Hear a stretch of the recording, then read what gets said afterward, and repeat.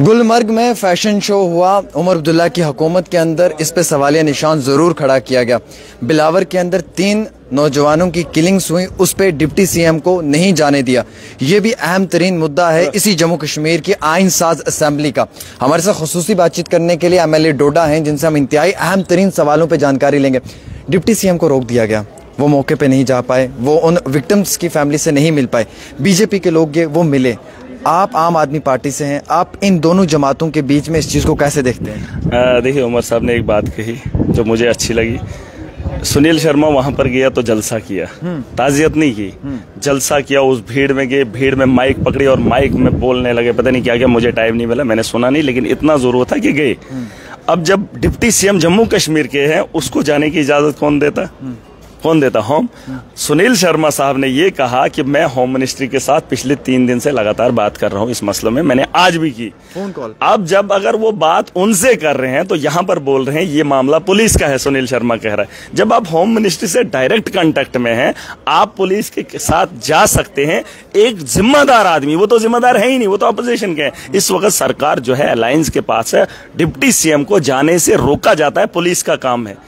तो यकीन आप जानिए कि किसका काम है, किसका ताम जाम बुन रहे हैं। और यही जवाब जो है हमने मांगा है होम मिनिस्ट्री से। उमर साहब ने भी कहा है कि ऐसा क्यों किया। क्या ये अफसोस की बात नहीं कि सरकार इलेक्टेड गवर्नमेंट होने के बाद भी एक इलेक्टेड डिप्टी सीएम को रोका जा रहा है? देखिए, वही तो कह रहे हैं। आप मुझे ये बात बताइए, यहाँ पर भाजपा के लोगों ने अभी कुछ बात की, ये तो सवाल हमने पूछा है होम मिनिस्ट्री से। बीजेपी के एक आदमी ने कहा ये वो स्टेट है जहाँ शेर और बकरी साथ में पानी पीती थी। यहाँ गधा गधे के साथ नहीं चल सकता है, एक आंगन में बैठ नहीं सकता है, बिल्ली बिल्ली के साथ नहीं चल सकती। क्यों? लीजिए, कुत्ता कुत्ते के साथ नहीं चल सकता है, ये दूर की बात बोल रहे हैं। ये महाराजा के वो स्टेट है जहां पर शेर और बकरी साथ में पानी पीती थी।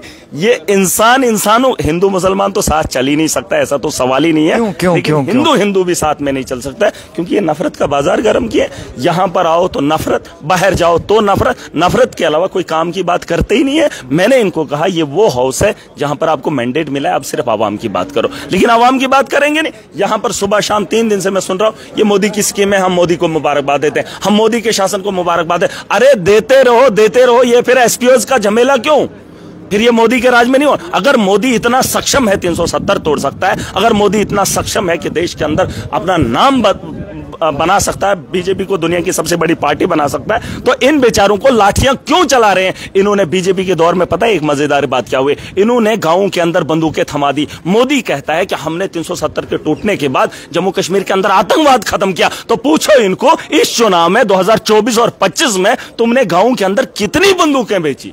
कितनी बंदूकें बेची? और जिस आदमी के पास वो बंदूक है, आप यकीन करना, आप पता कर लेना, महराज की जो बात होगी वो टंकी की चोट पे सच्ची होगी। उन्होंने पता नहीं कितनी वो बंदूकें बांटी। आज वो नौजवान बंदूक लेकर शाम को गांव में गश्त करता है। किस लिए?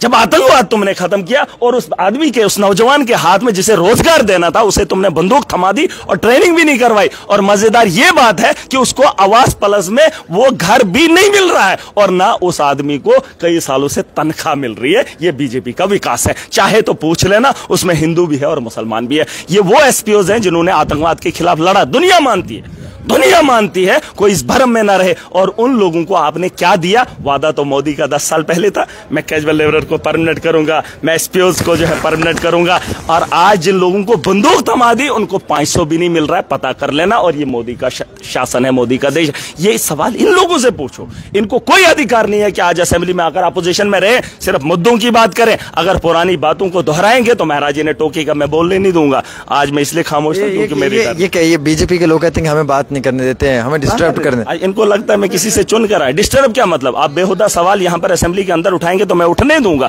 ये सदन मेरे जम्मू कश्मीर के लोगों का है। तुम जम्मू की रहनुमाई कर चुके हो, तुम्हारे पास मोदी है, तुम अपने काम मोदी से करवा लो। ये सिर्फ अपने घरों को चला रहे हैं, इनको जम्मू कश्मीर की आवाम से कोई मतलब नहीं है। नौजवान पिटता रहे, कोई फर्क नहीं पड़ता है। नौजवान को रोजगार नहीं है, कोई फर्क नहीं पड़ता है। इन्होंने माफिया लाया है, इनको कोई फर्क नहीं पड़ता। मैंने उमर साहब को कहा माइनिंग, इलीगल माइनिंग को लीगलाइज किया जाना चाहिए और बाहर के ठेकेदारों को यहां से निकालना चाहिए। यहां तवी के पार देखना, बड़ी बड़ी कंपनीज बाहर की आई हैं।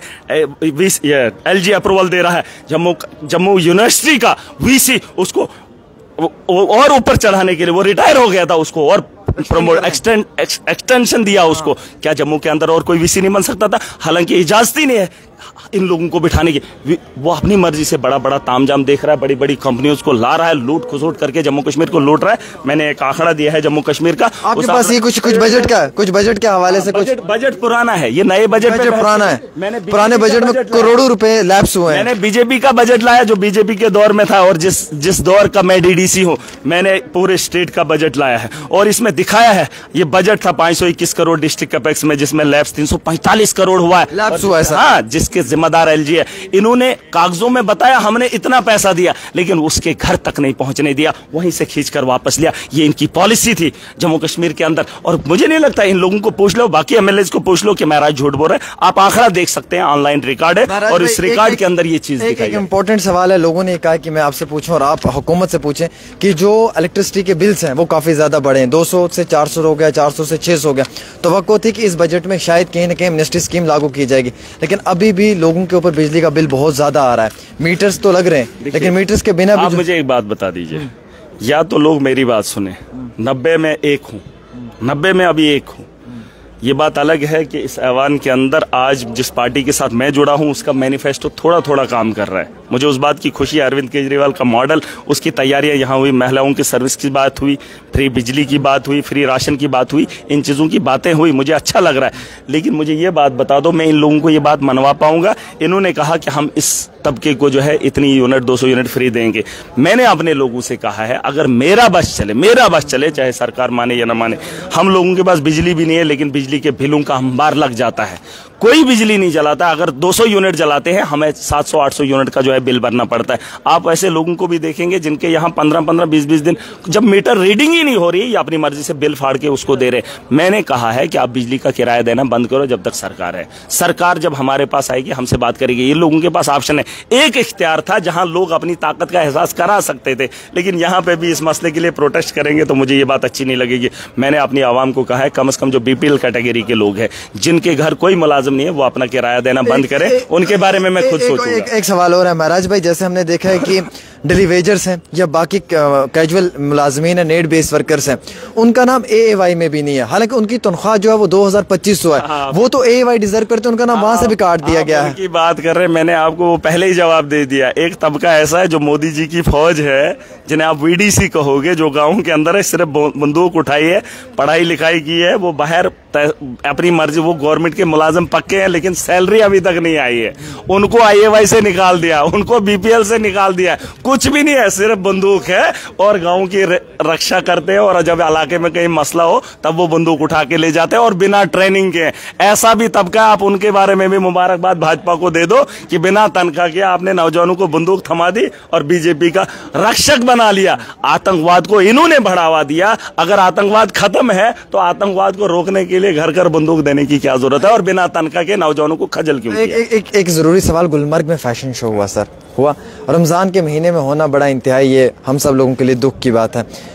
Leader of opposition Sunil Sharma कहते हैं कि ये उमर अब्दुल्ला के रिश्तेदारों के होटल में हुआ, उनके ही विरासत में हुआ, और ये किचन कैबिनेट के अंदर हुआ। नहीं, अगर ये सच में कश्मीर के किसी भी आदमी ने किया है तो ये बहुत ही गलत है, बिल्कुल। अगर ये उमर अब्दुल्ला साहब को जानकारी है तो उस आदमी के खिलाफ कार्रवाई होनी चाहिए, वरना ये सहरा उन्हीं के पास सर जाता है। चाहे उन्होंने हाउस के अंदर कहा कि इसका मुझे नहीं पता है, लेकिन उनको पता होना चाहिए। अगर ये बेहुदा काम किसी कश्मीरी लोकल मतलब प्राइवेट आदमी ने किया है, उसके खिलाफ कार्रवाई होनी चाहिए लोकल लेवल पर, जिसने माशरे के अंदर इतना बदमनी फैलाई है। और यहाँ हाउस के अंदर जिसकी चर्चा करने पे हमने नंगे नाच की चर्चा यहाँ नहीं करनी है। ये तो शर्म आनी चाहिए उन लोगों को जिन्होंने ये किया। और अगर ये आज के दौर में हुआ है तो यकीनन उमर साहब को इस तरीके से जवाब देने के बजाय अगर उस पर कार्रवाई करेंगे तो बहुत अच्छी बात होगी। और हमने वहाँ पे टूरिस्ट को इसलिए बढ़ावा नहीं देना है कि आप वहाँ नुमाइश करो, नंगा नाच दिखाओ या शराब खुलेआम पियो। इन्होंने शराब के ठेके खोले, अब ऐसा माहौल हो गया, अब रास्ते पे भी शराब पीने लगेंगे। मैंने एक बात बताई थी, शायद आपने नहीं आपने नहीं सुनी होगी। हम उस देश के नागरिक हैं जिस देश के नौजवान बेरोजगार, जिसके पास कुछ भी नहीं है, वो नशा करता है। और बाहर जो लोग नशा करते हैं, जिसके पास सब कुछ होता है, वो नशा करता है। और मैं उस मुल्क का नागरिक हूं, मैं उस मुल्क का नौजवान हूं जिस मुल्क के नौजवान के पास अगर कुछ नहीं होगा, टेंशन होगी, वो नशा लेता है। और फिर उसके लिए उसको क्या क्या करना पड़ता है वो आप देख ही सकते हैं। वरना नशा अमीरों के लिए बना था, यहाँ तो गरीब ले रहे हैं, मजे लूट रहे हैं, और ये भाजपा की देन है। चलिए, बहुत बहुत शुक्रिया। हमारे साथ MLA डोडा महराज मलिक जी थे, जिन्होंने कई सारे अहम तरीन मुद्दों पर बात की है। मैं उम्मीद रखता हूँ ख़वातीन व हज़रात कि आप अपनी राय ज़रूर देंगे।